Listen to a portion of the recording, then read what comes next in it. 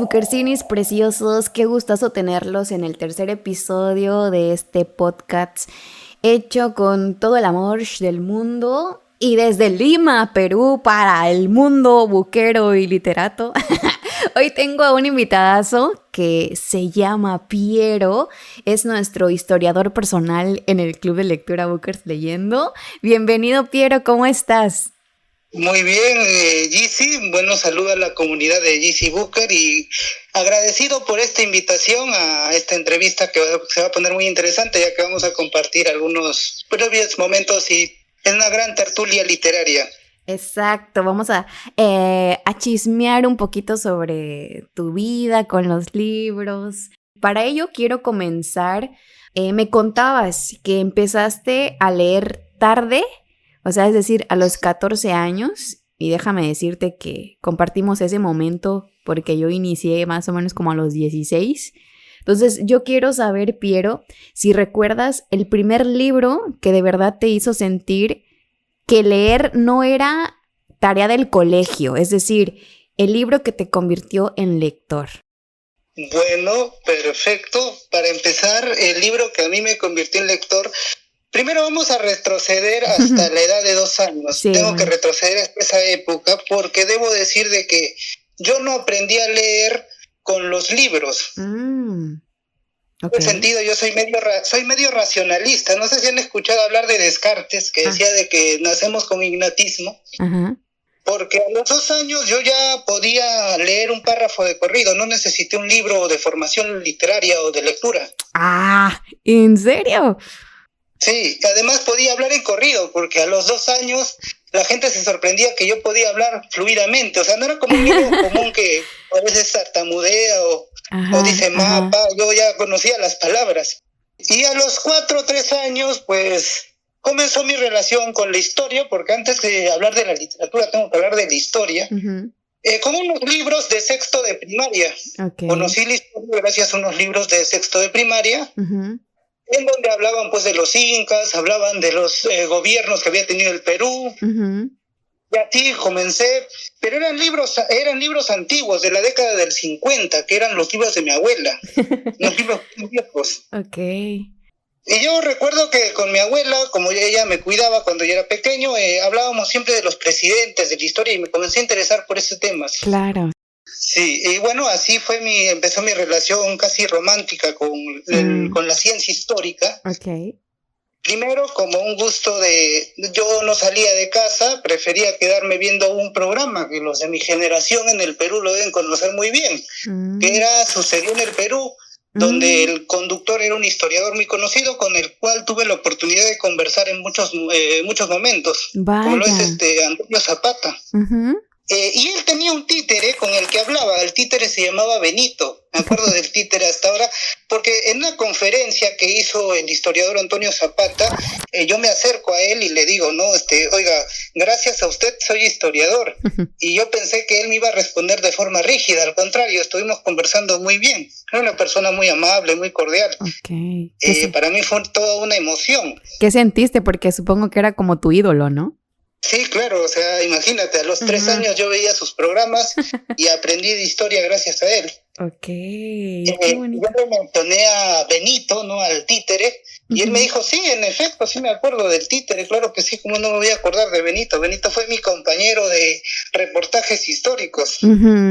Y así como tú, muchos alumnos de la universidad en la que enseño me han dicho que fueron historiadores gracias a Benito. Y creo que cumplí mi cometido porque el objetivo del títere Benito era hacer didáctica la historia. Porque tenemos esa idea, ¿no? De que la historia es aburrida.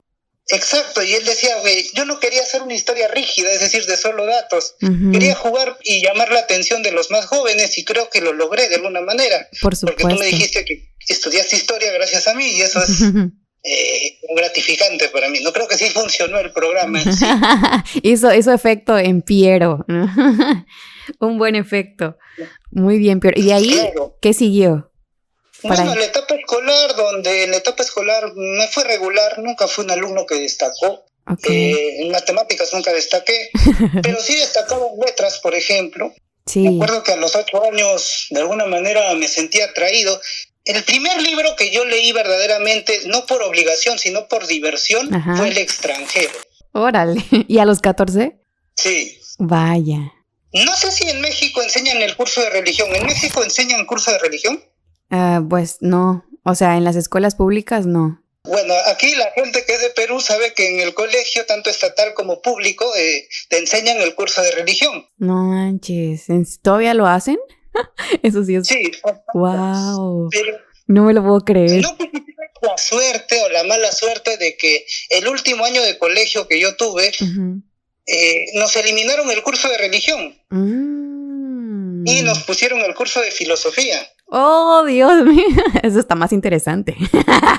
Por eso te tocó ese libro. Sí, claro, porque el profesor comenzaba a hablar pues de Platón, de Aristóteles. Pero obvio que este curso de filosofía iba aplicado a chicos que ya iban a entrar a la vida preuniversitaria. Es decir, a los de primer año no les enseñaban filosofía. Solo a los del último año, a los que se iban a graduar. Sí. Entonces, bajo ese concepto, muchos de mis compañeros comenzaron a despertar una vocación literaria. Ah, mira, qué padrísimo. Que en los paseos no hablábamos de si ir a una fiesta o ir a tener una fiesta nocturna o beber algunos tragos, sino hablábamos de ideas como las ideas nietzscheanas del superhombre, o las ideas absurdas del camusianismo. Estamos hablando de chicos de 13, 14 años. Sí, eso es impactante. En mi secundaria no viví eso, la verdad. También nos enseñaron algo del budismo, del taoísmo, de las ideas islámicas, de cómo la historia en Oriente es diferente a cómo se ve en Occidente. Todo eso se aprendió en ese último año, gracias al curso de filosofía. No, pues estuvo requete bien el cambio, ¿eh? Sí, de hecho, ahí conocí a Kant, de hecho, ¿no? Sí. Pero bueno, regresando a ese libro que dices que fue el que con el que comenzaste a ser lector del extranjero, ¿qué fue del extranjero que te hizo sentir, pues de aquí soy y de aquí para adelante con más libros? Bueno, primero que nada debo agradecer a una amiga que no sé si me hizo daño o me hizo bien, porque yo tuve una amiga en el colegio que tenía una vocación literaria.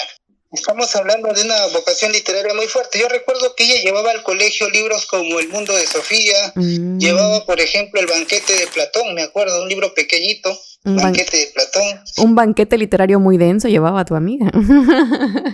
Y también llevaba Dostoyevsky, imagínate. Por ejemplo, Crimen y Castigo. Ajá, imagínate. Ok. Bueno, lo que pasa es que esta niña se me pegó como chicle, me seguía a todas partes. Sí, digamos, porque yo las exposiciones en el colegio siempre fui muy bueno, siempre aprobaba. Y es que un secreto, y no es por ser soberbio ni nada, pero yo nunca reprobé el curso de historia. Eso. No, pues si uno nace para algo, pues va a destacar, ¿no? Eso por un lado, y también porque me tocó un profesor más frío que el iceberg, que se hablaba de temas existenciales, hablaba sobre el superhombre nietzscheano y de cómo le había influenciado en su vida. Yo recuerdo que cuando un niño del primer año de secundaria le dijo que su madre había muerto, el profesor solo se quedó mirándolo y le dijo, pues ¿qué quieres? La vida es así. ¿En serio? Sí. Fue un episodio traumático para mí, porque era un profesor que no se casaba con nadie. O sea, prácticamente los alumnos no eran sus amigos. No, y no creo que le interesara mucho, diga.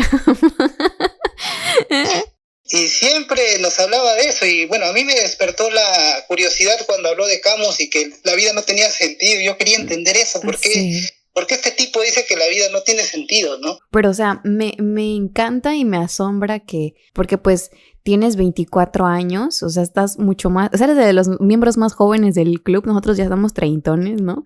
Y que pues esa educación que tuviste el privilegio de tener más orientado a un razonamiento, a un despertar de conciencia, incluso con estas ideas budistas, vaya, qué impacto, y ya yo hubiese querido que me tocara en su momento ese tipo de libros ya, o sea, ese primer contacto con el extranjero, por ejemplo. Pero en mi parte a los 14 años conocí a Camus, conocí a Sartre y conocí a Heidegger. Recuerdo que el profesor incluso un día nos trajo un Heidegger, pero era de idioma alemán. Porque él hablaba mucho de su tesis, decía que había hecho su tesis en Alemania, algo así decía. Y bueno, ahorita vamos a ir más para allá con lo de historiador, pero también me comentabas que trabajaste vendiendo dulces en la calle, ¿no? Entre 18 y 19 años. ¿Alguna vez en ese entonces, en ese momento, un libro te acompañó en esas circunstancias difíciles? No sé, como si fuera tu amigo, por ejemplo. Claro, por ejemplo, yo leí Humillados y Ofendidos de Dostoyevsky. Vaya, ok, cuéntanos un poquito, ¿qué te hizo sentir ese libro en esos momentos? Yo creo que soy amigo de los realistas. Uh-huh. Flaubert es mi amigo, Balzac es mi amigo. Incluso tuve una alucinación onírica con Balzac. Yo soñé que venía a visitarme. Esos sueños que parecen tan reales, ¿no? Sí, yo recuerdo que él estaba con sus trajes del siglo XIX francés y que incluso autografió uno de mis libros, que son de él, obviamente. Oye. Pero cuando desperté, me di cuenta que el libro estaba en la mesa, pero no estaba él. Tuve una emoción algo encontrada porque admiraba a Balzac ya a los 16 años. Y nuevamente voy a mencionar a esta amiga porque esta amiga tenía una vocación literaria muy fuerte. Ella siempre hablaba de los franceses. Me recuerdo que ella me dijo un día, yo te voy a enseñar a un autor que es mucho mejor que Dostoyevsky. ¿Sabes cómo se llama? Se llama Stendhal. Y después hay otro más bueno que él, que se llama Balzac. ¿Cómo fue tu reacción o qué? No sé, una especie de emoción, porque a mí me había impactado mucho esa literatura del realismo, esa literatura existencial, entonces como que estaba bien, ¿no? O sea, sí. Y luego le preguntaba por qué era tan admiradora de lo francés. Y me decía que ella tenía cultura francesa como Vargas Llosa. Fue muy completo, sí. Y todo eso, ¿no? Ahora, mi experiencia en la calle sí fue algo que yo lo llevé como una especie de aventura. Para mí fue emocionante porque conocí la realidad peruana. ¿Qué había? ¿Qué mirabas? Conocí cómo hay desigualdad, discriminación, racismo, clasismo incluso, marginación. Y me sirvió para escribir mis cuentos, ¿no? En épocas de pandemia. Sí, no, pues cada experiencia aporta algo, ¿no? De algo tenemos que sacar creatividad, inspiración, motivación. Y son estos pasajes de la vida que nos presenta. Ok, muy bien, Piero. Y ahora me dices que trabajas en una tienda como dando paquetes, ¿cierto? Sí, así es. Muy bien. No sé, ahí pregunta de chismosa. ¿Alguna vez organizas las cajas como si fueran libros en una biblioteca? Porque yo sí lo haría. ¿O no? Lo que yo hago en mis ratos libres es escribir sobre mis experiencias acomodando las cajas. Oye. Para mí es como una gran biblioteca en la cual hay una gran aventura. En donde estás, tú lo ves como una aventura en la que voy a aprovechar a sacarle algo de juguito, ¿no? O sea, en este caso, pues, cuentos o textos o lo que sea. Creo que la vida es como decía Borges, ¿no? La vida es una gran aventura donde se sufre, se ríe, se llora. Podemos odiar la vida en algún momento, pero al final, cuando llegue la muerte, vamos a odiar más a la muerte que a la misma vida. Creo que debe ser un balance, y lo hemos platicado en algunos lives, ¿no? Sí, llega un punto en que queremos tirar la toalla de la vida, es asquerosamente terrible, pero pues no, la balanza se tiene que equilibrar. Y en esta convivencia laboral con tus compañeros, supongo que saben que eres lector, supongo que les has recomendado libros. ¿Alguna vez alguno de tus compañeros, no sé, te ha dicho, ya, hermano, ya no cites a Camus, por ejemplo, o a Balzac, no sé? ¿O cómo es tu convivencia con tus compañeros, los libros? ¿De qué forma tú haces que seas como un puente? Lo que pasa es que mis compañeros se equivocan muchas veces cuando uno es lector con ser culto, ¿no? Siempre me preguntan cosas, a veces son absurdas, pero uno trata de responderlas. Claro. Lo que pasa es que yo soy un lector bastante básico y como que ellos tratan de ensalzar mi figura, ¿no? Diciendo que sé mucho, pero en realidad no sé nada, yo soy un tipo normal. Claro, sí, yo también, eso es lo que creo que hay un mito entre lo que somos los lectores, ¿no? De que, no, hermano, si leemos es para ignorar menos, al menos en mi caso así es. Yo tengo una aura media rara de influenciar a los muchachos a leer existencialismo, no sé por qué. O sea, ¿sí les has recomendado así libros a tus compañeros? Sí, había un joven en mi casa que siempre me llamaba a las 2 de la mañana para que le dé algunos libros. Que él estaba con esta idea de que la vida no tenía sentido y me decía que quería leer a Dostoyevsky, a Osamu Dazai y el pesimismo, porque descreía de Jesucristo incluso. Entonces siempre tenía esa aura de que, no sé, creo que me ha absorbido mucho la literatura realista, a tal punto que consideran que soy un pesimista absoluto, lo cual es falso. Es erróneo, sí, no lo eres, la verdad que no. Y bueno, de esas recomendaciones, ¿has propiciado que alguien sí se convierta en un lector ya de piso, digamos, o sea, firme, constante? Mediano, sí. Había un chico que estudiaba ingeniería, ¿no? Él estudia ingeniería hasta ahora, y él me llamaba siempre para que vayamos a comprar libros. Órale. Y ahora se ha convertido en un lector, pues no será un lector diario, ¿no? Con un libro en la mano, pero es un lector mediano, ¿no? Que le gustaba mucho leer, y entonces... Sí. Sembraste ahí algo. Aunque tiene esa idea de que creo que va a caer en el mismo hueco que yo, que es la literatura existencial, del ateísmo y todo eso. Ok, esas influencias van para ese lado, dice. Ok, Piero. Muy bien, ahora sí ya quiero volverme a adentrar a lo que es la historia, o sea, tú, el historiador, como figura. Me contaste que esa pasión, ¿no? Nos estabas diciendo, empezó entre los 3 o 4 años con ese programa de televisión, pero especialmente, ¿recuerdas qué sentiste en ese momento cuando te llegó me encanta esta parte? ¿Fue más como, wow, quiero ser historiador? ¿O quiero ser, no sé, el Indiana Jones peruano? Porque ¿qué pasa en la mente de un niño cuando ve ese programa y ya le llega esa respuesta? No sé.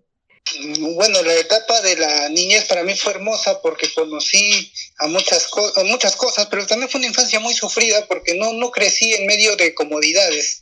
Tuve que adaptarme a muchas cosas, y es que cuando eres de una clase no pudiente tienes que adaptarte a muchas cosas. Imagínate, yo a los 16 años tuve que vender caramelos en la calle, y es porque tuve que adaptarme al contexto social en el que vivía. Yo creo que por eso también me llamaba mucho la atención estos autores como Dostoyevsky, Dostoyevsky creo que es de los que más conocen las penurias de la vida en carne propia, o sea, que conoció, que las sufrió y desgarradoramente hizo de ellas pues algo precioso que es con las letras.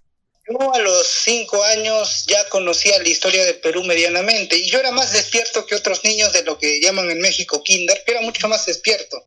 También me decías que prácticamente le entregaste tu vida a la historia. Y si la historia fuera una persona, pongámoslo de esa manera, ¿qué tipo de relación tendrían tú y la historia? ¿Sería un amor apasionado, un matrimonio complicado o una amistad de esas que nunca se rompen? ¿Cómo la describirías o definirías? La historia es mi mejor amigo. Oh. No puede ser una mujer, porque una mujer da inestabilidad. Moderna, ¿no? Ok.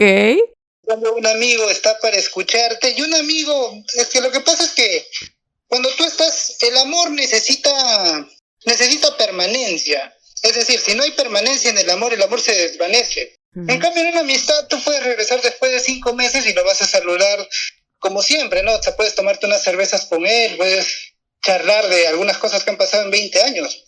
Como si nada. En cambio, con el amor, con el amor no es así. Incluso hay problemas, ¿no? Celos y todo eso. Sí. Por eso yo considero que la historia es mi mejor amigo. Ese amigo que te va a acompañar de aquí hasta que te hagas pasita. ¿No? Con todo lo que aún te falta, pues aprender. Cuando tú estudias ya casi de manera semiprofesional la historia, te das cuenta que es todo un universo. En realidad nunca vas a terminar de estudiar la historia. Y tú te defines como el juglar de la historia, ¿cierto? Sí. Explícanos qué significa realmente ser un juglar hoy en día, Piero. Bueno, juglar, para empezar, un juglar en la época literaria medieval era aquel que llevaba historias de lugar en lugar, de pueblo en pueblo, distrayendo a la gente, pero dentro de esa distracción había mensajes y había reflexión literaria o reflexiones intelectuales. A pesar de que los juglares eran rechazados por los culteranos, porque los juglares eran vulgares, es decir, eran para el pueblo, y en esa época había mucho eso del estamentismo y todo eso. Yo me considero juglar porque al no titularme, pues suelo ser un poco como que sacado de lado de los representantes de la Academia Histórica Real, o sea, de los que han titulado. Pero entre todo hay un respeto porque saben que uno sabe. Unos profesionales reconocen cuando uno sabe y cuando no es un florero, ¿no? Sí. En ese sentido sí he ganado mucho respeto. Sí, o sea, no se necesita un título que te defina cuando se trata de demostrar lo que sabes. ¿Tú qué le dirías a los jóvenes peruanos de la actualidad que sienten que la historia es aburrida o que no sirve para nada? Lo que pasa es que yo sí he tenido esos comentarios desventurados, ¿no? De decir de que la historia no sirve para nada, o que es una pérdida de tiempo, que son solo datos. Claro. Yo creo que eso va a cambiar el día que se den cuenta de que la historia no son datos, es reflexión. Yo invito a muchos jóvenes peruanos a que estudien historia, o a que no la estudien profesionalmente, pero que sí se profundicen en ella, porque yo creo que gran parte de la reflexión viene conociendo el pasado y sabiendo todos los errores que han cometido los que ya pisaron las puertas del sepulcro, como decía González Prada. Wow. Sí, básicamente eso, porque la historia es la reflexión. Por la historia entendemos el presente, entendemos nuestro presente a través de la historia. Sí. Y esto es una frase que ya he escuchado muchas veces, ¿no? El que no conoce su historia vivirá condenado a repetirla. Y creo que no solo en el Perú se ve eso, sino también en México. En México. Las olas de violencia se repiten, no por, bueno, vamos a decir, no es problema de izquierda ni de derechas. Aquí se ha bifurcado y se ha politizado demasiado el proyecto o concepto nacional. En realidad el problema no está en eso, el problema está en que cada uno lleva agua para su molino.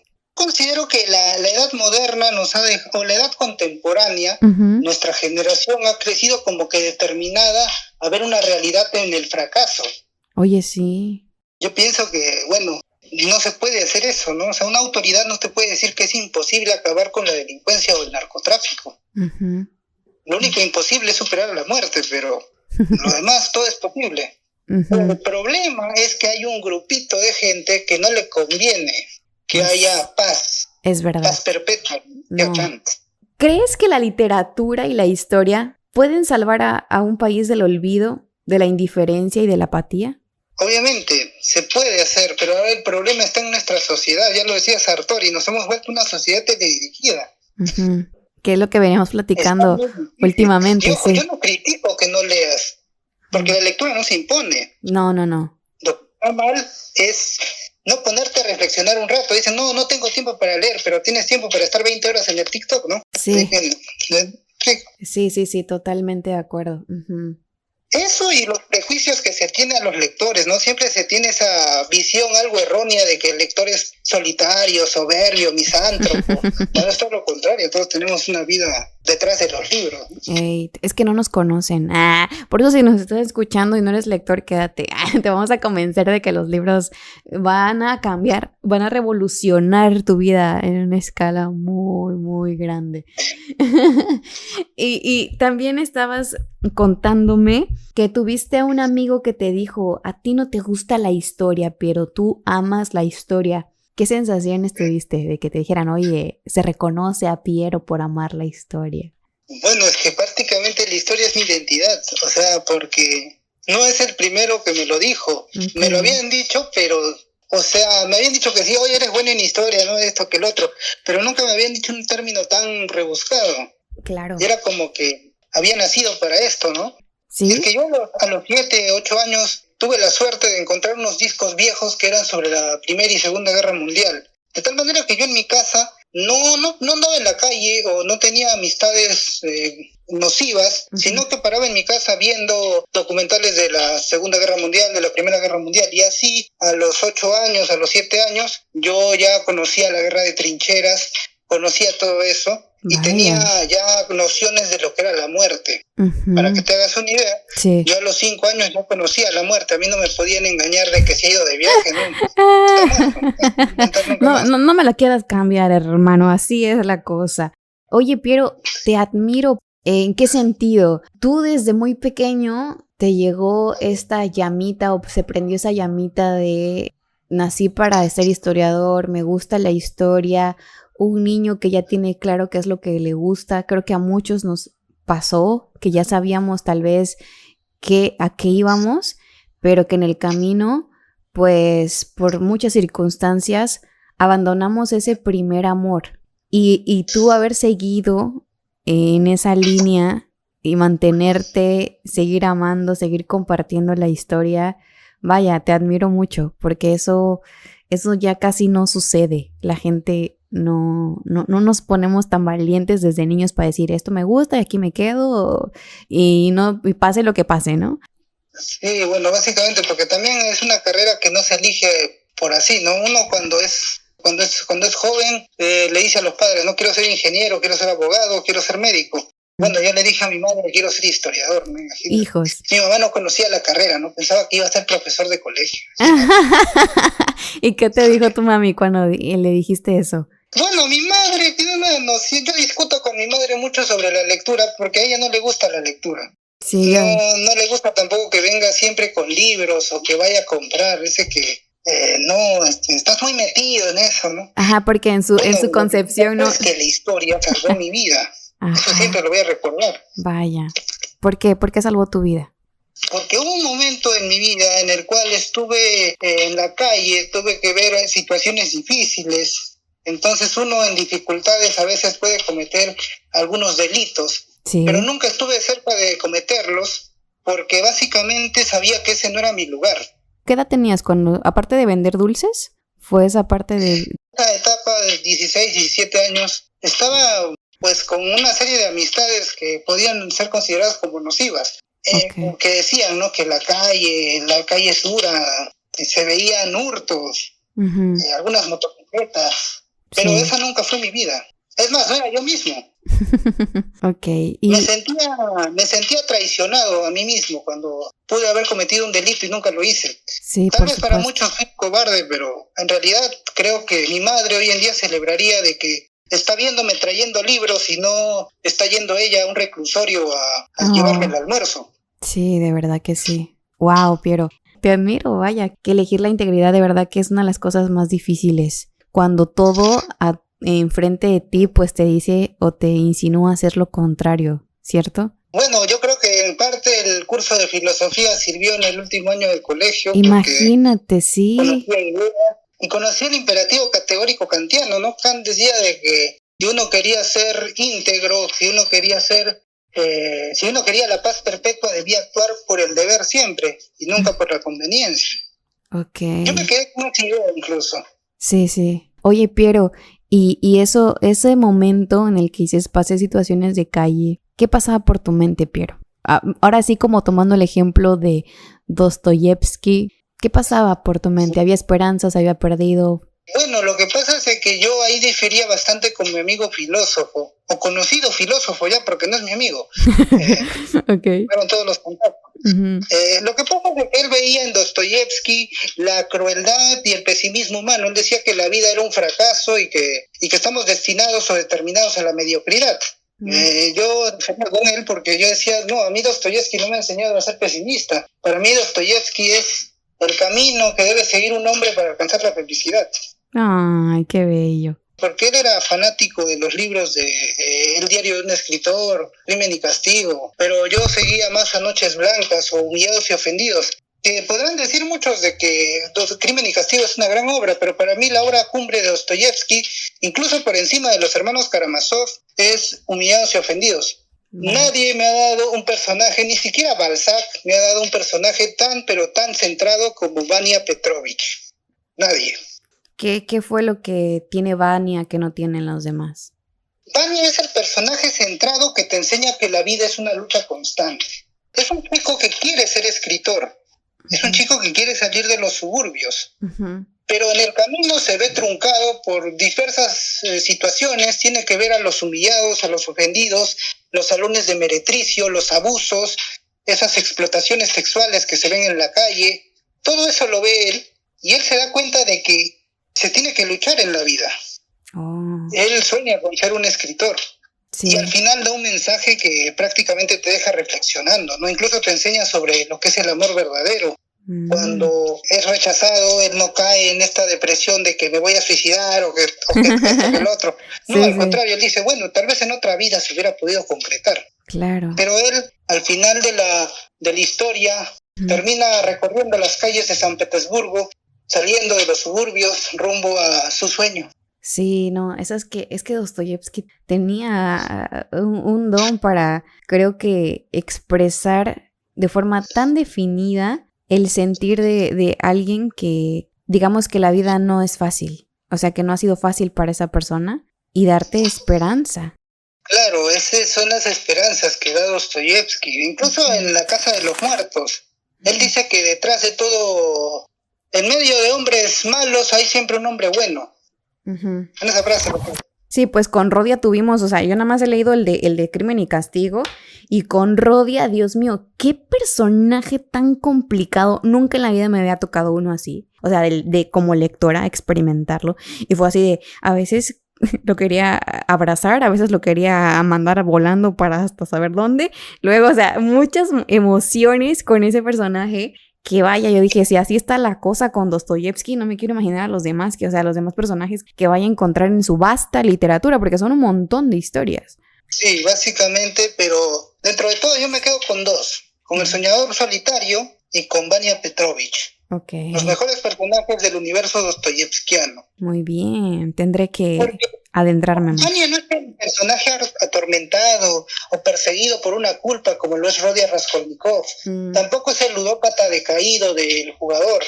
Es un tipo que va a luchar por sobrevivir y que en el camino te va enseñando cosas que tú las puedes aplicar en tu vida personal. Es lo que a mí me pasó leyendo el libro, y yo recuerdo que en esa época yo llevaba ese libro siempre después de vender dulces. Y me sentaba en una banca en un parque y me ponía a leer el libro. Ay, creo que encontraste al compañero perfecto para esa circunstancia que estabas atravesando. No, y además que tú te debes dar cuenta de que Dostoyevsky tiene una descripción detallada impresionante. O sea, prácticamente tú caminas por los suburbios de la Rusia zarista. Sí. Es una Rusia fea, sucia, donde no hay igualdad, no hay espacio para la sonrisa, o solamente hay desencanto. Exacto. Espero que puedas leer más a Dostoyevsky, sí. Es un gran autor. ¿Alguna anécdota así muy, muy fuerte que recuerdes de esas circunstancias que vivías? Que dices, me salvé por un pelito. Una circunstancia fuerte fue el día que unos amigos me invitaron a hacer un hurto y no participé en aquel hurto. ¿Y qué te hicieron? ¿Te hicieron algo? No, pero vi su caída. ¿Qué sentiste? Eso fue como un corrido de los Tigres del Norte. ¿Has escuchado los Tigres del Norte? Sí. Ok. En ese momento yo lo defino como un corrido de los Tigres del Norte. El soundtrack ahí de fondo en esa escena. Muy bien. Bueno, yo estaba al otro lado del puente y ellos habían ido a hacer el trabajo sucio, como se dice. Bueno, no, hay una jerga peruana que se utiliza, ¿no? Hacer el levantamiento o darle piso a alguien. Y en ese momento yo dije que eso no era mío, o sea, eso no es para mí, o sea, yo no quiero eso. Vale, muy bien, Piero. Entonces, bueno, de hecho eso también le debo mucho, y esto le voy a decir ahora sí, que yo tengo mucho acercamiento con la cultura mexicana por la violencia. Yo conocí la muerte gracias a los mexicanos, conocí la traición gracias a los mexicanos. Ah, sí, porque acá tenemos una relación. Yo tengo una película favorita que se llama Las Arracadas. Esa es mi película mexicana favorita. ¿El cuál? Donde no te pintan rosas, precisamente. Pero ¿cuál? Es una gran película. ¿Cómo se llama? En Las Arracadas. En Las Arracadas, no la he visto. No la he visto, pero... De Vicente Fernández. Ah, bien. Sí, no, esas películas solo mi abuelita las veía por y no me pasaban. Pero tienes razón, o sea, los mexicanos tenemos una relación muy peculiar con la muerte. Yo creo que soy sinaloense en alguna manera, porque toda mi cultura ha venido de esa parte. Toda la violencia que he visto ha sido de Sinaloa. Por eso le tengo una especie de afecto a ese lugar. Ok, mira. Es más, si tengo que morir un día en algún lugar, que sea en Sinaloa, ¿no? Pero con eso nada más lo pido. O sea, tú eres mexicano también, o sea, te consideras así. Yo creo que nací mexicano por la mitad. ¿No? Bueno, lo que pasa es que Sinaloa es un lugar muy curioso porque se cree mucho en la Santísima Muerte. Ah, sí.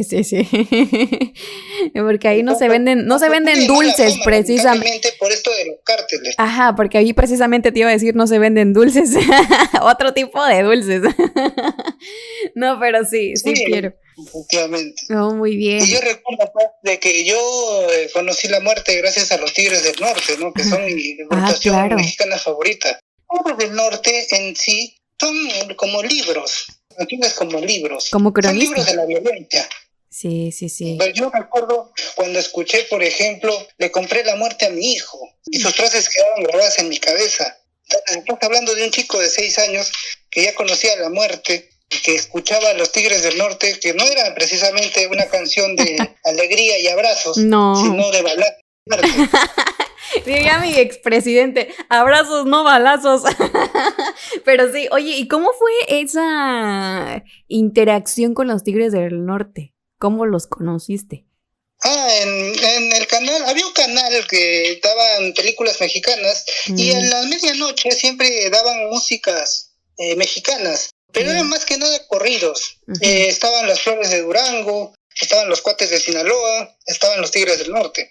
Pero como te digo, eran más que nada agrupaciones norteñas, no eran parte de la Ciudad de México. Sí, no, ya más del norte, pero pues de una otra forma parte de nuestras raíces, parte de lo que es México. Oh, muy bien, oye, qué buen dato ese.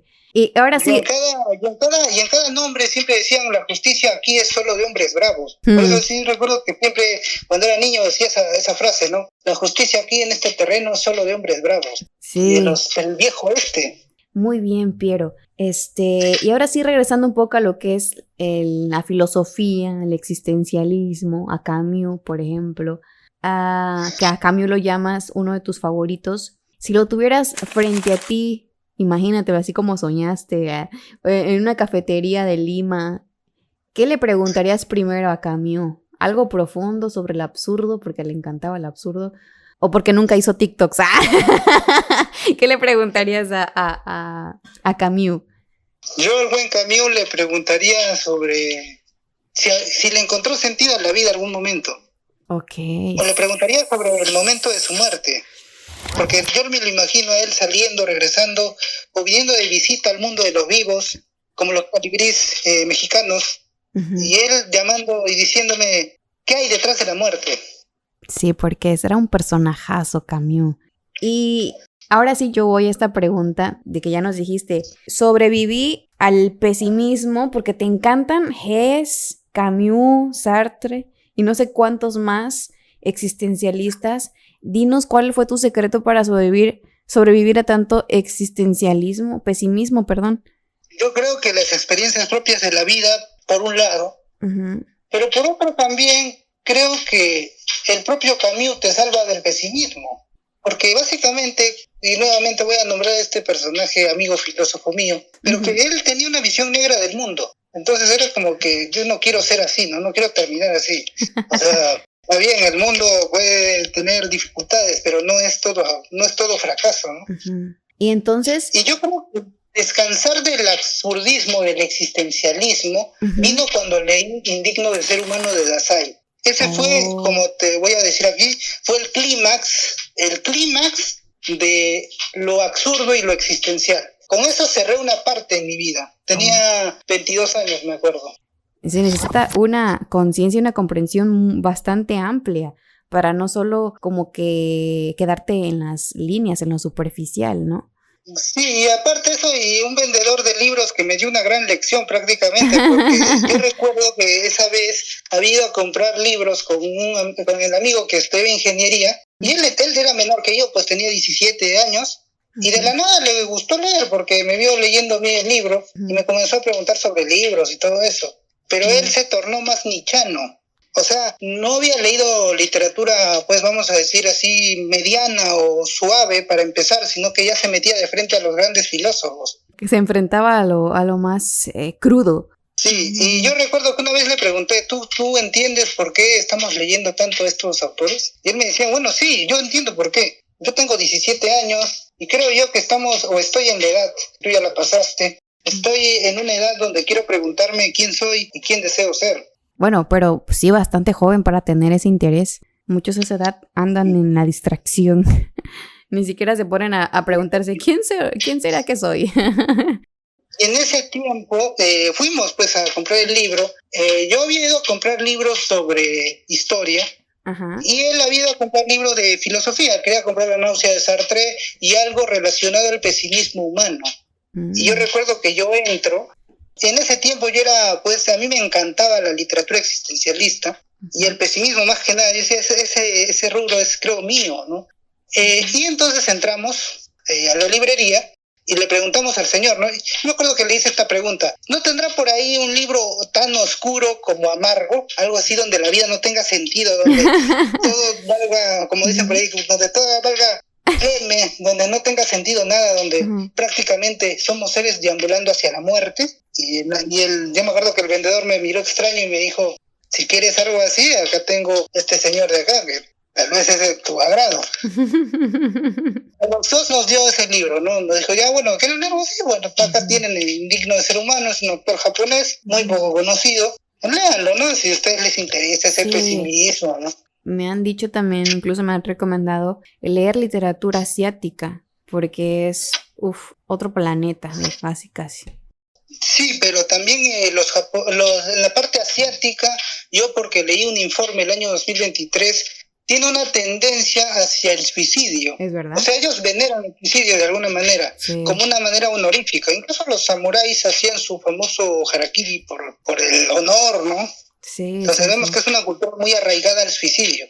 Alerta de spoiler, el personaje principal de Indigno de ser humano intenta suicidarse 3 veces y no lo logra. ¡Órales! Y bien, Piero, ahora sí, para cerrar esta parte existencialista, la pregunta más filosófica de todas. ¿Piero es más Camus, más Balzac o qué autor? Yo no soy más Balzac, porque Balzac en cierta manera es un gran autor, pero tiene una falla, que escribía para sobrevivir, y eso hacía que sus obras sean muy flojas algunas. Esa es la gran crítica que yo tengo a Balzac. Sí, ojo, no digo que sea malo, porque es mi autor favorito, pero cuando escribes demasiado, no todo lo que escribes es bueno. Eso sí, ajá. Sí. Entonces yo creo que Balzac, con haber escrito lo justo, hubiera sido mi autor favorito, pero yo me quedo con Camus, ¿no? Porque Camus marcó la vida. Me quedo con 3 autores, con Camus, con Balzac y con Kant. Okay. Porque Kant me enseñó valores que hasta ahora aplico. No soy 100% kantiano porque eso es imposible, me agarrarían de estúpido, pero sí aplico algunas cosas que me convengan. Me encanta, ok, sí. Tomamos lo mejor de cada uno. Sí, exactamente. Así debe ser. Bueno, yo también considero que así debe ser. Y ahora hablemos de tu etapa realista. ¿Cómo llegaste a enamorarte de la literatura francesa? A mí me han dicho afrancesado. La última vez que discutí con este amigo filósofo fue cuando llegué al club, una semana después. Él me dijo que era un afrancesado, estaba muy arraigado a la vida, ¿no? Entonces ahí cerramos las relaciones y no volvimos a hablarnos más. Y a mí me chocó bastante en cierta manera porque era como que la única persona con la que hablaba de libros, y hablaba de libros seriamente, entonces era como que un alejamiento muy certero y muy severo. Porque siempre que yo compraba un libro, era decirle, ¿no? Mira, conseguí tal autor y esto. Por otra parte me felicitaba en sí, porque decía que a él le agradaba que yo era crítico con mis ideas, no era un tipo dogmático. Y decía que me admiraba mucho. Pero en ese sentido, no me sentía superior a él en sí. Yo creía que era mi mejor amigo, literariamente hablando. Que podías aprender mucho de él. No, y de hecho aprendí cosas buenas de él. Lo bueno lo agarré, ¿no? Como su pasión por la lectura. Pero él no era francesado, él era rusiado. Pero la literatura francesa llega a mi vida cuando yo tenía también 15 años. Ay, por esta amiga, pues, que sí estaba en mi colegio y que me perseguía a todos lados. Y bueno, hablando de esa literatura francesa, ¿qué autor sientes que en esa etapa te puso los pies en la tierra? Yo creo que el autor que a mí me pone los pies sobre la tierra, un autor francés, yo creo que fue Honoré de Balzac con Papá Goriot. ¿Qué fue de Cuando ahí? yo leí Papá Goriot, sentí que era la realidad misma, ¿no? O sea, era lo que a mí me gustaba, saber y enterarme. Entonces, Balzac en su literatura me enseñó sobre la vida, sobre los avaros, sobre los farsantes, sobre los tartufos. Y por ello también leía Molière. Molière también me dio una gran enseñanza. ¡Qué divino! Yo tengo una obra de teatro favorita. ¿Cuál es? Que muchos pueden decir Shakespeare, pueden decir, no sé, es lo más común. Dramaturgos. Sí. Pero es que a mí nadie me ha dado otro personaje tan bueno como el misántropo. hasta ahorita. Y fíjate que hay muy poca gente que yo conozca de lectores que digan o que mencionen a Molière. Sí, yo tenía esa idea, ¿no? De que Molière a mí me enseñó muchísimo sobre los avaros, sobre la corrupción política. Sí. Y por eso que yo también, ya desde muy joven, me había desilusionado de la realidad política de mi país. O sea, porque ya conocía las mañas, conocía todos esos juegos sucios, sin ser político. Yo no tuve tiempo de soñar con los libros. Sí, es cierto, no te llevaron a esa fantasía primero. Y después de Molière, ¿quién más? Bueno, de ahí puedo citarte a Flaubert también, con la teoría de la desilusión. Yo cuando leí Madame Bovary, vi que era una sátira a los románticos de los que yo tanto me burlaba. Entonces, porque yo prácticamente, si han leído Madame Bovary, saben que Madame Bovary es completamente un ser odioso. Sí. Yo terminé odiando a él. Yo también. Y me la quería ahorcar o cachetear de repente, te lo prometo. No eres el único. Para mí es una versión quijotesca de lo apasionado y de lo adúltero. Porque el Quijote luchaba por la justicia, Madame Bovary luchaba por pasiones carnales. Sí, justificando todos sus actos con dramatismo, con narcisismo, con un poco de todo, ¿no? Sí, por eso es que yo considero que Flaubert es la teoría de la desilusión, desde el punto de vista literario, donde impera el pesimismo. Incluso la pequeña Berthe Bovary termina pues chocando una realidad horrible, ¿no? Tenía creo que 4 años o 5 años y tenía que ir a trabajar en una fábrica. Yo creo que Flaubert en sí nos está mostrando lo duro que es la vida. También, sí. Muy bien, Piero. Pasando un poco a otro género que también te interesa, que también te gusta, el terror gótico, ¿no? Y algo de lo grotesco. Cuando lees ese tipo de libros góticos o de terror, ¿cuál es tu atmósfera? ¿Los lees en cualquier lugar o si tiendes como que a esperar que sea de noche, con tu mantita, con la luz media apagada? ¿Cómo es? No, yo tengo un mes específico para esos libros. Es el mes de octubre. ¡Chócalos! Sí, igual, octubre, Halloween, GC-Win, para leer todo de terror o todo lo que salga de terror me encanta, sí, igual, octubre es especial. Ahí sale mi romanticismo gótico, ¿no? Sí. Frankenstein, el extraño caso del Dr. Jekyll. Drácula, ¿también te gusta? Sí, también, ¿no? Y las narraciones completas de Edgar Allan Poe, ¿no? Y dime, tú como lector de este género que compartimos gusto, ¿qué tiene el terror gótico que todavía engancha o engancharía en el siglo XXI? Cuando pues ya estamos bombardeados de series de zombies, de vampiros que brillan, de películas de terror barato. ¿Qué crees tú que tenga todavía el terror gótico que rescate a los lectores? Es la sencillez narrativa, porque de una tradición o de un mito puedes sacar grandes argumentos. En el sueño, o sea, Edgar Allan Poe es tan maestro que en un sueño te puede plantear un argumento casi filosófico. Sí, eso es algo que ninguna película va a lograrlo. Yo lo amo. Toda la IA, toda la tecnología no va a lograr, porque es la imaginación. Sí, yo amo a Poe, amo ese talentazo que traía, que de verdad creo que, no sé si a ti te pasó, pero creo que es de los autores que te hacen sentir incómodo y fascinado al mismo tiempo. No, a mí hasta ahorita ningún cuentista, ni siquiera Maupassant, que a mí me encanta Maupassant, pero nadie me ha dado un cuento tan rico y tan brillante y tan alegórico como el sueño. Para mí el sueño es como la Divina Comedia de Edgar Allan Poe. Sí, es precioso. Y nos platicabas una vez en un live que tanto estos géneros como el detectivesco, cuando leímos a Sherlock Holmes, pues también salió o surgió de series que mirabas de niño, ¿no? O de adolescente, que te hacían como sentirte entre casos policíacos. Sí, claro. ¿Cómo fue esa experiencia? Cuéntanos un poquito.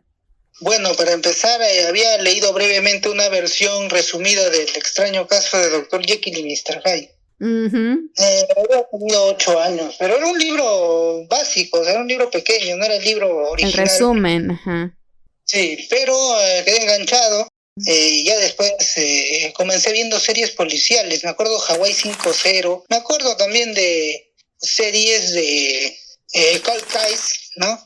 Casos sin resolver. que ahí conocí a Lily Roach. Pues Lily Roach para mí es, ahora que he leído a Sherlock Holmes, es como Sherlock Holmes pero versión mujer, ¿no? Entonces, y es una gran detective. Yo aprendí mucho de ella, ¿no? También yo he visto en Lily Roach un ejemplo a seguir, ¿no? Prácticamente sí.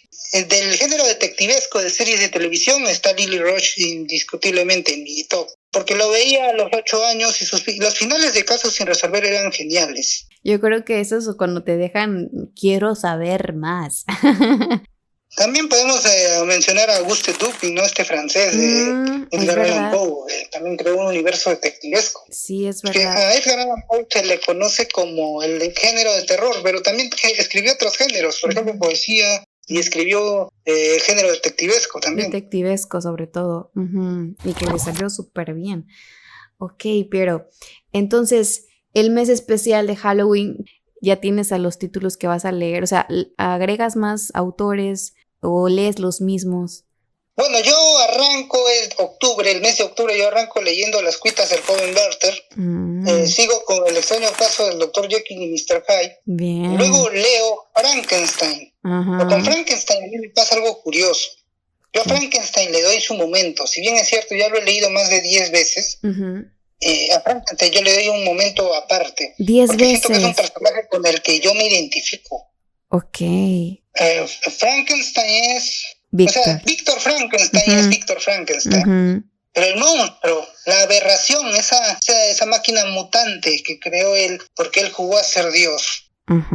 Y prácticamente yo en el monstruo, así lo voy a llamar, porque los que hemos leído el libro sabemos de que el monstruo no tiene nombre. La criatura. Es una aberración, es una asquerosidad de la naturaleza, pero no tiene nombre. O cuando se encuentran le dijo que era una aberración una creación aberrante, ¿no? Sí, casi un aborto, ¿no? Sí, a mí me parece muy curioso cómo el séptimo arte ha arruinado la figura de Frankenstein. Le quita muchos elementos filosóficos. Un montón. Esa historia es preciosa, es profunda, es dolorosa. Y de verdad que creo que más de uno se va a sentir identificado si lo lee, no de forma superficial. No, además, a mí la parte favorita que a mí me gustó fue cuando el monstruo, la criatura, enseña todo lo que ha leído, ¿no? Dice, he leído a Werther, he leído las desventuras, el paraíso perdido de John Milton, también he leído a Plutarco. Sí. Y de cada autor va sacando su reflexión, y él dice, Werther me enseñó lo que es el amor, Plutarco me enseñó lo que son las ideas, pero John Milton me enseñó la injusticia. Uf. Y luego hay una frase, no recuerdo si es la del libro o el de la película, pero creo que sí es del libro, porque Frankenstein solo lo he leído una vez, que dice, si criaturas tan hermosas son infelices, ¿por qué no serlo yo? Oh, esas preguntas que llegaban, ¿no? A la reflexión. Porque es un universo. Y Mary Shelley me encanta. Leemos Edgar Allan Poe, sus cuentos completos y la poesía del cuervo, que siempre es indiscutiblemente infaltable. Nunca más, claro. Claro, Edgar Allan Poe debe estar en Halloween, sí que sí, imperdible. ¿Y qué más después de Poe? Gustavo Adolfo Bécquer, pero Bécquer yo no leo sus rimas, lo que yo leo son sus leyendas son geniales. Muy bien, sí, porque casi todos, me incluyo, leemos lo que es la poesía de Bécquer. Bueno, Bécquer, no digo que Bécquer escriba mal, solo que no entra conmigo esa poesía. Yo soy más de los poetas malditos, de Baudelaire, Rimbaud. Sí, entiendo. Okay. De la temporada en el infierno. La vida es un infierno, decía Rimbaud. Se ha perdido la dignidad humana. Y entonces, después de Bécquer, ¿ahí terminas o falta algún otro autor? No, cierro con una temporada en el infierno de Rimbaud. Ok. Ese no lo he leído. Ese me falta agregarlo. Acá tengo un breve verso, ¿no? Voy a leerlo en voz alta. A ver, échele. Ayer, si mal no recuerdo, mi vida era un festín, donde se abrían todos los corazones, donde corrían todos los vinos. Una noche senté a la belleza en mis rodillas y la encontré amarga, y la injurié. Me armé contra la justicia, huí, oh miseria, oh hechiceras, oh odio, Oh, ustedes, mi tesoro, les confié. ¡Órales! ¡Qué pedazo de letras llegadoras! No había leído, no había escuchado más bien a ese autor ni a su obra. Rimbaud es la desilusión de la vida. Tú lo ves en sus versos. Los versos de Rimbaud son incluso, creo yo, superiores a los de Baudelaire. Sí, se nota. Porque Baudelaire, dentro de todo, era una crítica a la sociedad, pero parece que nuestro amigo Rimbaud está decepcionado con la vida. Y es algo curioso, porque Rimbaud escribió Una temporada en el infierno a los 18 años, y a los 19 se retiraba del mundo literario. Vaya. Tú mencionas eso, ¿no? La desilusión de la vida, el desencanto, también dijiste esa palabra que me gusta, que todos hemos pasado en algún momento esa parte, ¿no? De decir que la vida pues apesta. Y yo creo que tu historia de vida con estos géneros o estos estilos literarios nos hacen ver de otra forma de si la vida es tan, ahora sí, que es caprichosa con nosotros, ¿no? Y me decías que también escribiste cuentos, pero que los querías publicar en ese momento cuando estaba Wattpad. ¿Qué fue lo que te detuvo para no hacerlo? Bueno, me detuvo el editor que dijo de que la gente no lee cuentos. Sí, porque lo que leen ahí es pura novela, Dios mío. Este amigo filósofo tenía muchas influencias, por eso era filósofo, pues porque tenía cierta comodidad, o sea, ¿entiendes? O sea, sí. Él siempre decía, si eres voy a soltar una frase que él una vez dijo, y suena algo despectiva, pero dijo así, y cito, si eres pobre, conero, marginal, no pienses en estudiar filosofía, porque la filosofía no te va a hacer ganar dinero. Oye, ¿y sientes que algún día alguno de tus cuentos, algún libro que tú escribas va a salir a la luz o quieres dejarlo como el tesoro secreto de Piero? Lo que pasa es que mis cuentos son muy horribles, no tienen felicidad. Uno tiene felicidad, pero otros no lo son. Por ejemplo, yo tengo cuentos que tienen títulos algo curiosos. Por ejemplo, tengo el título de Padre Subterráneo y los hijos de piedra. Y no es nada. O también tengo el libro de La niña y el cojudigno también. Específicamente quiero que se publique uno, porque yo tengo una historia personal con uno de esos cuentos, porque yo una vez le di voz a un mudo, como Ribeiro. ¿Y por qué en especial ese?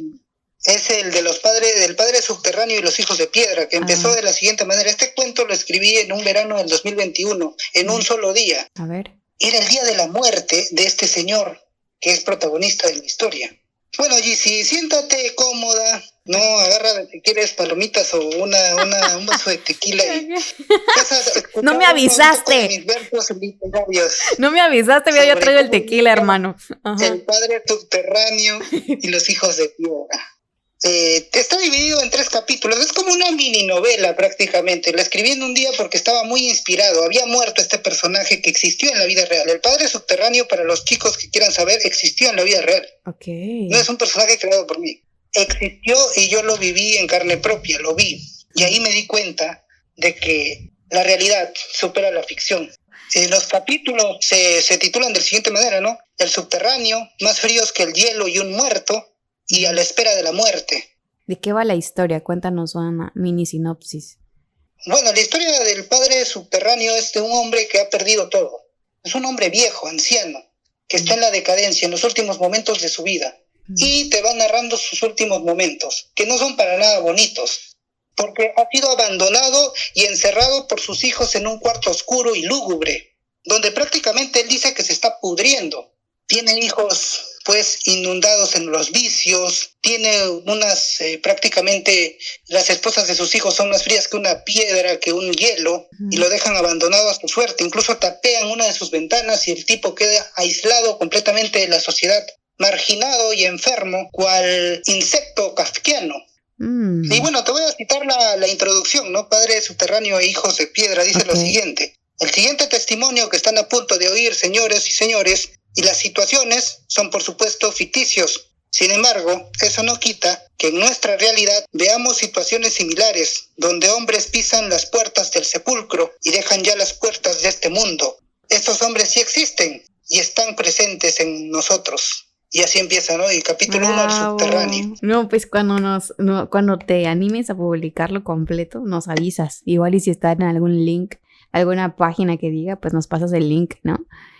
Sí, básicamente es así, o sea, y ese libro a mí me marcó mucho porque yo viví la historia personalmente, a mí no me la contaron, lo vi personalmente. Cuando vino la ambulancia, me acuerdo, ese momento nunca se me va a ir de la mente. Uh-huh. El hombre terminó muriendo no por su enfermedad, murió por la dejadez de sus hijos. Y ahí yo me pregunté, ¿somos buenos hijos? Sí, las historias que tenemos cercanas y que podemos presenciarlas, creo que tienen bastante poder porque pues podemos ahora sí como tener escribir las emociones, escribir las sensaciones, la atmósfera, el personaje de una forma más cercana. Al haber leído tantos lectores a temprana edad, eso me dio una orientación de poder escribir esta historia que marcó prácticamente mi existencia, ¿no? Conocer de que pueden existir papás Goriox o Gregorio Sanzas en la vida real y que no es nada bonito, incluso la realidad fuera la ficción. Y bueno, Piero, gracias por compartirnos algo de tu creación. Y volviendo un poquito a lo que es la historia para ir concluyendo, ¿qué le aconsejas a aquellos que quieran convertirse en historiadores? ¿Cómo empezar? ¿Cuál es tu consejo? Bueno, mi primer consejo es estudien matemáticas, muchachos. Estudien mucho matemáticas, dominen al menos 3 cursos. Y pueden ser, dominen geometría, dominen álgebra y dominen aritmética. Si dominas esos cursos, puedes ser historiador. ¿Por qué? Porque en la carrera de historia vas a llevar matemática y no vas a llevar una matemática muy buena que digamos. Vas a llevar límites, vas a llevar derivadas, vas a llevar integrales. Matemática casi nivel ingeniería, para que te hagas una idea. Wow. Entonces tienes que estar preparado. Mira, eso sí no me lo esperaba. No debería ser así, debería haber precálculo, pero no, ya te meten de lleno, ¿no? Y créeme que en la universidad no se puede aprender a la mala, porque prácticamente creen que tú ya sabes, porque lo has visto, ¿no? Sí. Pero es así. Okay. Por eso, muchachos, estudien mucho matemática, y en lo que respecta a la historia no es... Nuevamente, como decía Febré, la historia no es datos, la historia no es solamente almacenar datos y ya, o sea, la historia es más que eso. La historia es conocer el mundo, la historia es reflexionar sobre nosotros mismos. Es incluso filosófico, porque en la carrera no se ve historia. Uno piensa que en la carrera va a haber historia, lo que menos se ve es historia, lo que más vas a ver es reflexión, discusión y debate. Si estás preparado para eso, pues adelante, estudia historia y sobre todo que tenga el perfil de que le gusten los libros, ¿no? Que no se aburra con las lecturas. Uh-huh. Muchos estudiantes de letras se amanecen leyendo porque ven la lectura como una obligación, no como una especie de mayor enseñanza.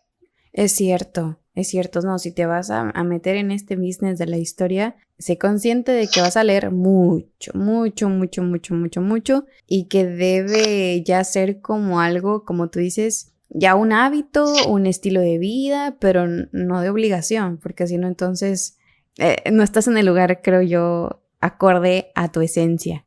Claro, porque básicamente muchos chicos de sociales entran pensando de que van a pasar rápido los cursos. La mayoría sufre no porque los cursos sean difíciles, sino porque ven el curso como una carga. Uh-huh. Yo creo que ahí está el error y es por eso que, ¿saben por qué ustedes se amanecen, muchachos, en la universidad? Porque ustedes ven los cursos como un curso tranca o un curso como una mochila pesada. No lo ven como aprendizaje. Cuando tú descubres que en realidad tú estás aprendiendo, ahí cambia la cosa. Ya ni siquiera te vas a dar cuenta si te estás amaneciendo o no. Pero aquel que está pues metido y sabe que no tiene buen hábito de lectura y va a meterse a una carrera como es la historia o la filosofía, no es adecuado, ¿no? No es por ahí, hermano, no es por ahí, date cuenta, sí. ¿Algún otro consejo? Bueno, que lean a Mars Bloch, ¿no? Porque Mars Bloch tiene muy buenos libros. Tiene la introducción a la historia, que empieza como un juego de niños, ¿no? Porque empieza con un padre que tiene a su hijo, el padre es historiador, y el niño le pregunta qué hace un historiador, y ahí él comienza a explicarte, ¿no? Como si fueras un niñito, te comienza a explicar qué cosa es, ¿no? Para que tú no caigas tampoco en esa pregunta de que muchos se quedan pensando en el aire. Sí, qué maravilla. Muy bien, chicos, pues si alguien está aquí interesado en ser historiador, pues ahí tienen los principales consejos de Piero. Antes de ir finalizando, Piero, quisiera saber, tú que eres uno de los miembros más recientes del Club de Lectura Bookers Leyendo, para los que se quieran unir, ¿qué ha cambiado en ti el ser parte de un club de lectura? Bueno, algo bueno es que ya he dejado esa literatura existencial de lado un poco, porque básicamente yo creo que sí, sé mucho de literatura francesa, sé mucho de la cultura francesa, pero yo creo que en parte he caído en una monotonía muy fuerte, porque todo era realismo, todo era corrupción, todo era vida política, vida militar, pero me había olvidado de que había más lecturas. Ok, te has expandido un poquito. He sido muy monótono también, eso es un pecado mío, ¿no? Eso es un pecado. Ok, o sea, te has tratado de expandir, has tratado de salir de tu zona de confort. Sí, básicamente sí. En eso me ha ayudado el club, porque yo conozco géneros o conozco títulos ahora que antes desconocía completamente. Muy bien. Como digo, yo tuve un círculo literario también cuando tenía 20, 21 años, pero ese círculo ya desapareció prácticamente, y no era un círculo donde se hablara precisamente de sagas como El Señor de los Anillos o las Crónicas de Narnia.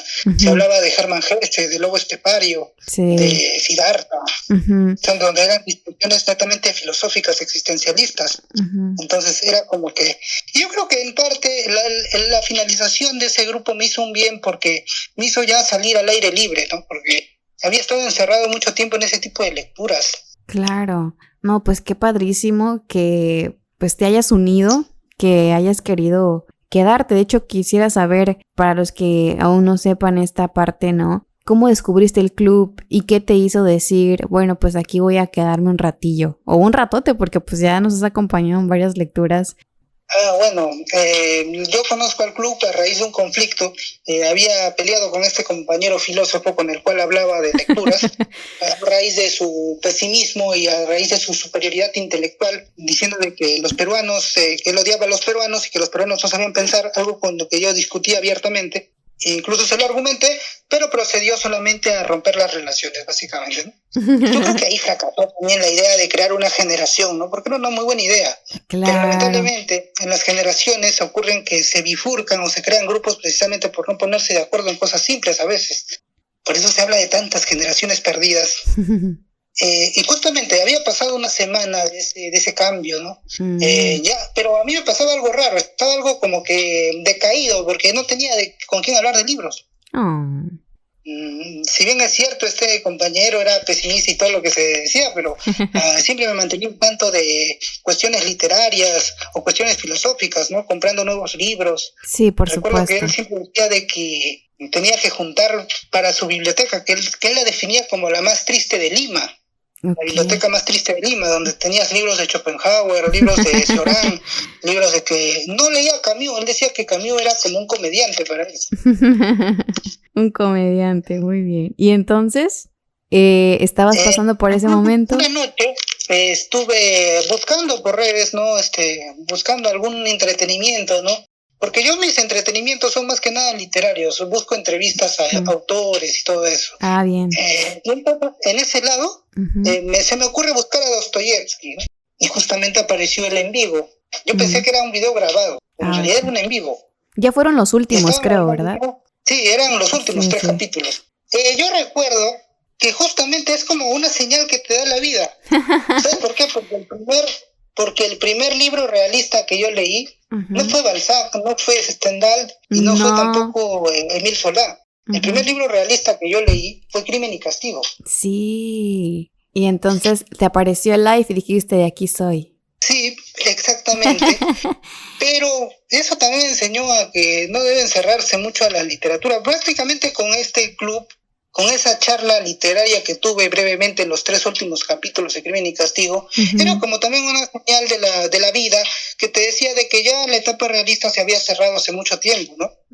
Que había que salir a buscar otras lecturas o enfocarse en otros proyectos. Porque yo recuerdo que cuando yo entré al club, ¿no?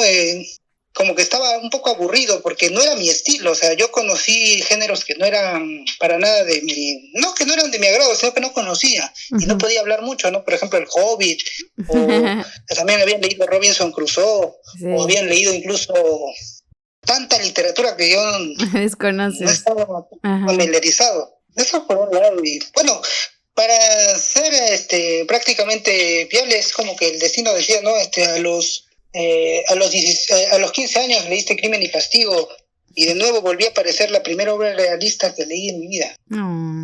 Qué genial, qué genial. Yo agradezco al algoritmo que pues te haya puesto el live, porque a veces para nadar en esa jungla que es YouTube, para que a veces posicione un video en las búsquedas, pues no siempre sucede. Entonces, qué bueno, qué bueno, porque ahora te tenemos aquí. Claro. Sí, ¿no? Y teniendo grandes aportes, o sea, porque básicamente he aprendido mucho de literatura, o de literatura fuera de lo existencial o fuera de lo realista. Yo creo que también me he ganado fama de ser un tipo bastante pesimista con la vida, pero en realidad no soy pesimista para nada. Considero que soy vitalista en todo aspecto, porque nunca me rindo ante situaciones que puedan parecer. Eso. Pero bueno, es parte de mi culpa, porque he estado muy metido en la literatura realista y a veces eso puede confundir un poco sobre la personalidad de una persona. Sí, sí. Y por último, Piero, ¿cuál sería el libro que te gustaría que toda persona leyera alguna vez en su vida y por qué? Yo me quedo con Noches Blancas. Ay, eso. Este libro para mí es de lectura obligatoria para aquellos rompimientos amorosos. Es que Dostoyevsky no solo me enseñó a vivir, Dostoyevsky también me enseñó lo que es el amor. Qué precioso. Y es curioso porque yo tuve mis noches blancas, por eso me identifico mucho con El Soñador Solitario. Yo tuve una historia romántica similar, pero aprendí a perder, como se dice, ¿no? Seré un buen perdedor. Y nos ponemos a cantar, hermano. A ver, tráigame el tequila. Lo que pasa es que es impresionante, ¿verdad? Yo considero El Soñador Solitario es como mi amigo. Incluso yo quise crear un crossover entre Werther y El Soñador Solitario, a ver si El Soñador Solitario le salvaba la vida a Werther. Porque para mí el verdadero amor no es aquel obsesivo o aquel meloso que te dice que mía eres y mía serás hasta la muerte. Eso para mí no es amor, eso para mí es mera obsesión. Sí. El amor verdadero está en dejar que tu propia pareja sea feliz. Exacto. Así no son tus brazos o en los brazos de otro, desearle lo mejor y seguir tu camino, porque aunque no la vida sea es una conmigo. aventura. Sí, oye, Piero, me estás recordando muchas canciones. Yo quiero que seas feliz, aunque no sea conmigo. No, sí. Puede sonar así. He tenido enamoradas con las que he tenido que aplicar el imperativo categórico también. Es impresionante. Ok, pero tuve mis noches blancas, así que... Es verdad. Entiendo, El Soñador Solitario es mi amigo también. Muy bien, no, pues yo creo que al momento que tú visites México nos vamos a ir a echar unos tequilas en nombre de esas noches blancas, para que me maten el recuerdo de ese amor. Con unas corridas también de Tigres del Norte. Sí, verdad, va a estar genial. No, pues Piero, me ha encantado conversar contigo, de conocer esas partecillas de tu vida, porque pues no podemos conocer todo, ¿verdad? En 1 hora y media de plática, pero nos aproximamos, aunque sea un poquito, a comprender quién está detrás de ese historiador, ¿cierto? Entonces yo estoy muy agradecida que hayas participado y sobre todo pues que nos hayas compartido estas pequeñas anécdotas. No, sí, yo también estoy agradecido al club. Y agradecido también a ti por difundir la literatura, que es muy poco común hoy en día, porque los clubes de lectura, valga la redundancia, y no es por tirarle hate ni nada, pero hoy en día los clubes de lectura cobran. Sí, no, es una idea que yo no comparto y me la han criticado incluso conocidos. ¿Por qué no cobras por el club? Y yo, pues es que no me nace en mi corazón. Ahora sí, como tú dices, cuando te querían incitar para el hurto, yo siento que les robaría algo a la gente de cobrar algo que pues solamente nos vamos a sentar a charlar de historias, de obras que ya fueron hechas por alguien más, ¿no? Y que los lectores, yo soy feliz cuando alguien se une al club y nos quiere compartir o quiere participar. Yo con eso me doy por bien servida. Es un movimiento que está extinguiéndose, lamentablemente. Sí, antes los clubes no cobraban. En realidad antes los clubes no cobraban. Incluso era como de que era ese espacio, creo, como un salón de juegos para los lectores, el tener un club de lectura. Incluso los propios autores se reunían en clubes de lecturas. Sí, básicamente eso. Y bueno, que básicamente la lectura cambió mi vida, salvó mi vida en muchas ocasiones. Ser kantiano, no el completo, pero algunas partes sí tomé. Muy bien, entonces muchísimas gracias, Piero, por estar aquí en este tercer episodio. Te mando un abrazo muy grande y enorme hasta Perú y que vengan más datos reflexivos que nos puedas dar ahí en el Discord, en el club, en los lives, y pues me ha encantado charlar. Gracias. Igualmente, saludos. Saludos, hasta Piero. México. Hasta México. Aquí van a estar los tequilas. Bueno, nos vemos, Bookers. Para los corridos para los corridos de los Tigres del Norte. Te traes tu sombrero, tu acordeón, tu tequila, tu zarape. No, todo. Yo doy los tacos y el tequila. Muy bien, Piero. Muy bien, muchísimas gracias a todos los que llegaron hasta el final de este podcast. Les mando un abrazo también y nos vemos en el siguiente episodio para más personajes peculiares del club. Hasta luego, bye.